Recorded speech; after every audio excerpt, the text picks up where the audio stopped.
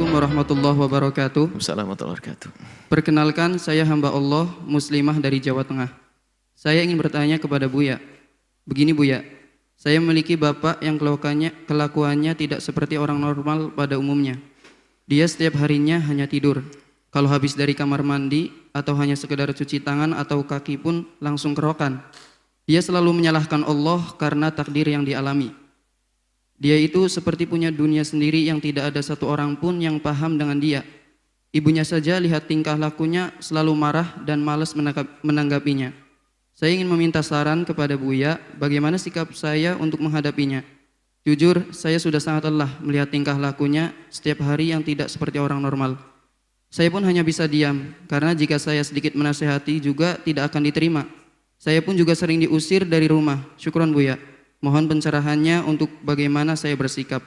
Dulu sempat dibawa ke kiai, kata kiai itu penyakit aneh. Dia itu dulu seperti kungkum di pemandian, mungkin untuk mencari ilmu. Terima kasih Buya. Baik, ada yang selama ini akhir-akhir ini sering kita hadirkan satu penyakit yang mungkin hampir tidak pernah disadari oleh kebanyakan orang. Yaitu tentang penyakit mental. Cuman jangan semuanya langsung dihubungkan dengan penyakit mental. Tetapi menyadari pentingnya menjaga mental itu, psikologi itu adalah penting. Jadi kalau orang itu antisipasi itu kan dengan bermacam-macam cara. Sebab ada di antara kita langsung memberikan vonis dengan sesuatu yang salah, misalnya. Nah, orang penyakit itu langsung dibilang kena jin, Mas ya kan. Akhirnya nggak berusaha dengan cara yang indah. Akhirnya dipasung.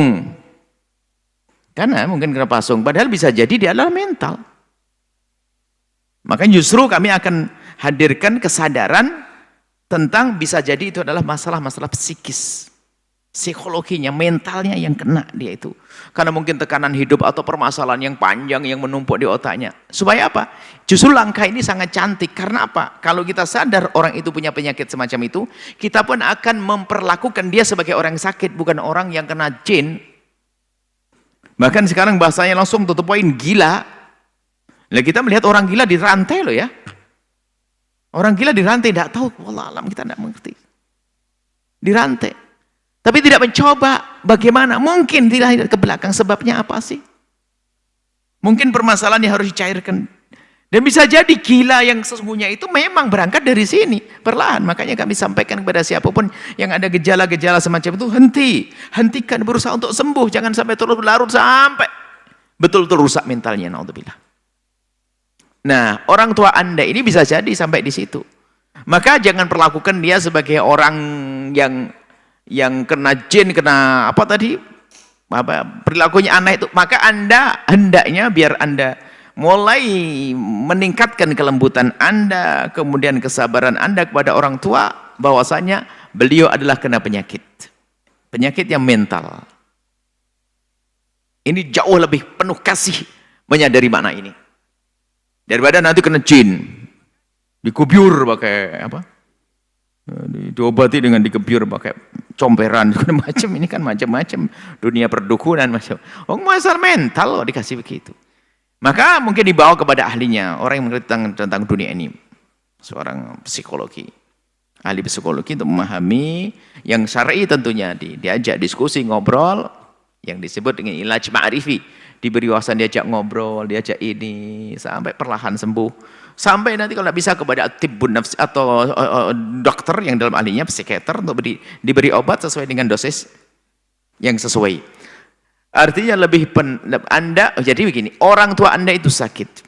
Jangan dianggap dia langsung gila begitu, enggak. Dia sakit mentalnya. Sehingga buktinya langsung kerok-kerok dan perilaku aneh. Perilakunya aneh karena mentalnya. Maka Anda sudah mulai berlemah lembut dengannya. Anda harus sabar dia yang sakit. Maka begini loh kaidahnya. Kalau dengan orang sakit boleh berbuat apa saja. Anda yang sehat nggak boleh. Orang sakit bisa saja berbuat macam-macam, tapi Anda yang sehat nggak boleh. Makanya kalau Anda sehat ketemu orang sakit meludah di muka Anda, nggak boleh Anda balas. Coba Anda lagi ngerawat ibu atau saudara yang sakit, tiba-tiba Anda dipukul, balas, kurang ajar begitu? Ya enggak dong, kita nggak maklumi dia sakit kok. Artinya maklumi ayah Anda sakit. Maka kalau Anda dimarahi dan sebagainya, Anda nggak usah peduli, tenang. Yang penting Anda tetap lembut. Kemudian cara menggiringnya bukan Anda langsung doktrin begini, enggak. Dengan kelembutan, dengan penuh kasih dan sebagainya. Semoga dengan itu semua akan berubah. Akan meringankan bebannya, maka dengan semakin ringan bebannya akan semakin terobati itunya, pada akhirnya sembuh. Jadi kalau mau seperti ya apa yang Anda lakukan, Anda berlemah lembut dengannya. Kemudian setelah itu Anda coba minta bantuan, kalau Anda punya rezeki, bantuan kepada orang yang mengerti tentang hal ini.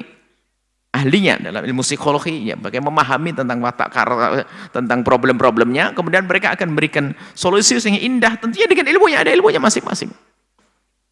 Ada ilmunya.